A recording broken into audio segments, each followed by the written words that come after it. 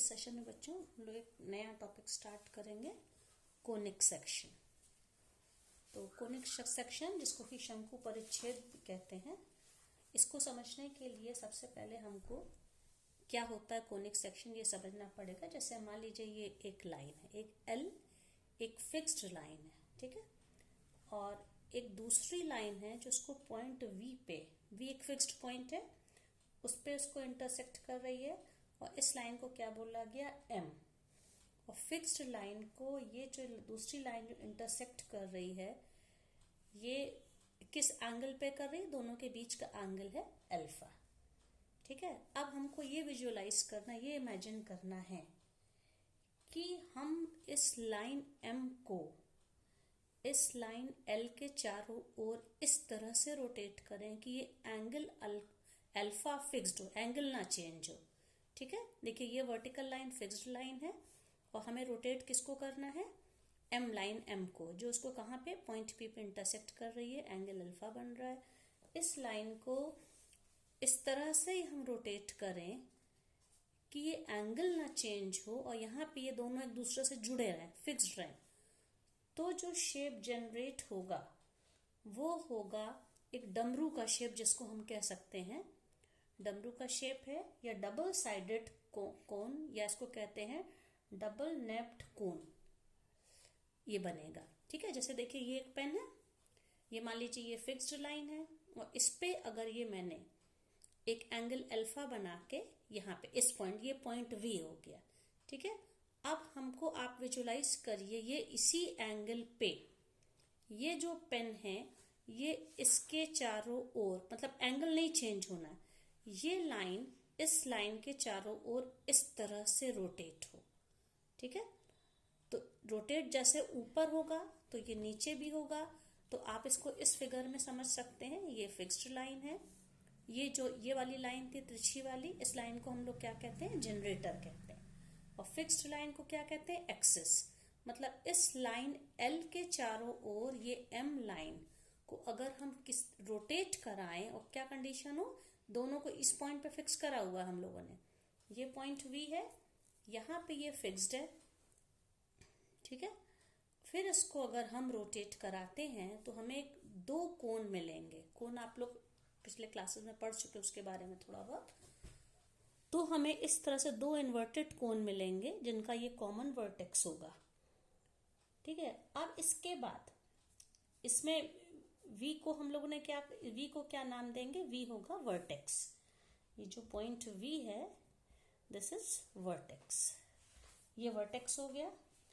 तो अब इसके बाद अगर हम लोग इस जो डबल साइडेड कोन है इसका हम लोग किसी प्लेन के साथ इंटरसेक्शन लें, एक प्लेन इसको कट करे, ठीक है। देखिए आप ये वाला फिगर देखिए, ये बना हुआ है बच्चों, ठीक है। अब इसमें हम एक, ये प्लेन हमारा है, इस प्लेन से हम इस कोन को चाहे ऊपर लें चाहे नीचे लें, या ठीक बीच में जो उसका वर्टेक्स है वहां पे लें, कहीं से भी करें तो हमें डिफरेंट शेप्स मिलते हैं। मतलब कि आप इसको विजुलाइज करिए, आपके पास एक कोन है और आपने किसी प्लेन से इसको ऐसे कट किया। अब जब प्लेन से आप कट करेंगे तो इस कट करने के बाद हमें जो, मान लीजिए इतना हिस्सा इसने कट कर दिया, जो ऊपर एक जो शेप मिलेगा, जो एक हमको सरफेस मिलेगी, और ये हॉलो कोन्स बनेंगे इस तरह से, खोखले होंगे, तो वो जो सरफेस एक मिलेगी उसको हम लोग कहते हैं कोनिक सेक्शन या शंकु परिच्छेद। तो कोनिक सेक्शंस क्या होते हैं, they are the curves obtained by intersecting a right circular cone by a plane. ये एक राइट सर्कुलर कोन है और ये एक प्लेन है, तो इसके इंटरसेक्शन से जो हमें शेप मिलेगा, जैसे यहाँ पे कोन का क्रॉस सेक्शन आप देखिए, ये है एक सर्किल होता है, ये आप लोग को पता होगा। लेकिन इसी कोन को अलग अलग तरह से डिफरेंट एंगल से जब किसी प्लेन से हम कट करें, एक मान लीजिए इस शेप का कोई भी शार्प चीज इसको ऐसे कट कर दे, तो हमें जो शेप्स मिलेंगे उनको हम क्या कहेंगे, कोनिक सेक्शन। अब कोनिक सेक्शन में आप देखिए ये है प्लेन है, ये वर्टिकल के साथ क्या एंगल बना रहा है, ये बीटा, और अल्फा एंगल क्या था, ये तो जनरेटर लाइन थी जिससे कोन बना था, और ये इसका जो एक्सिस के साथ जनरेटर लाइन का जो एंगल है ये देखिए, चाहे आप यहाँ देखिए या यहाँ देखिए, ये अल्फा है, और प्लेन वर्टिकल लाइन से जो एंगल बना रहा है उसको हम क्या बोलते हैं, बीटा। तो इनकी डिफरेंट जो पोजीशंस हैं, ये जो हम प्लेन से कोन को इंटरसेक्ट करा रहे हैं, तो इसकी अलग अलग पोजीशन से हमें 4 तरह के डिफरेंट शेप्स हमको मिलेंगे, ठीक है। और वो इन कोनिक सेक्शन में वो 4 शेप कौन कौन से होंगे, circle, ellipse, parabola, circle, ellipse, parabola and hyperbola, ठीक है। अब इसमें देखिए जो सबसे पहला केस है, सर्कल हमें कब मिलता है, when beta is 90 degree. Beta कौन सा एंगल था, आप देखिए ये वाला था, मतलब ये एंगल प्लेन, ये वाला प्लेन इस लाइन वर्टिकल लाइन के साथ जब 90 डिग्री का एंगल बनाते हुए इसको कट करे, तो देखिए ये इसको नेक्स्ट पेज पे दिखाया है, तो हमें जो कोनिक सेक्शन या शेप मिलेगा वो क्या होगा, सर्कल। आप देखिए ये प्लेन जो है, यहाँ पे आप देख लीजिए बीटा 90 डिग्री है, ये इसका एक्सिस और इस प्लेन दोनों के बीच का एंगल क्या है, 90 डिग्री है।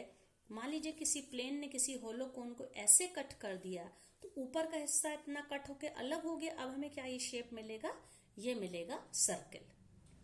तो सर्कल के लिए क्या कंडीशन है, बीटा मस्ट बी 90 डिग्री। फिर दूसरा क्या केस है, दूसरा देखिए इलिप्स।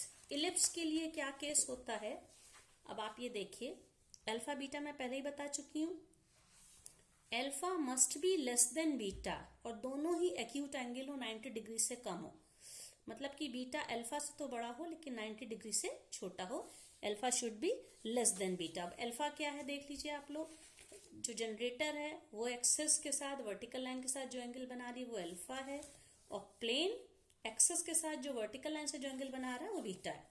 तो अगर alpha is less than beta, अब आप यहाँ पे देखिए ये वाला जो केस है, यहाँ पे ये अल्फा की वैल्यू ये वर्टिकल लाइन है, वर्टिकल लाइन के साथ ये प्लेन देखिए, अब हॉरिजॉन्टल होता तो 90 डिग्री बनता, ये सर्कल वाला केस होता, लेकिन यहाँ पे क्या है, ये थोड़ा सा तिरछी पोजीशन पे है, तो अब ये 90 डिग्री से कम है, लेकिन बीटा की वैल्यू अल्फा की वैल्यू से ज्यादा है।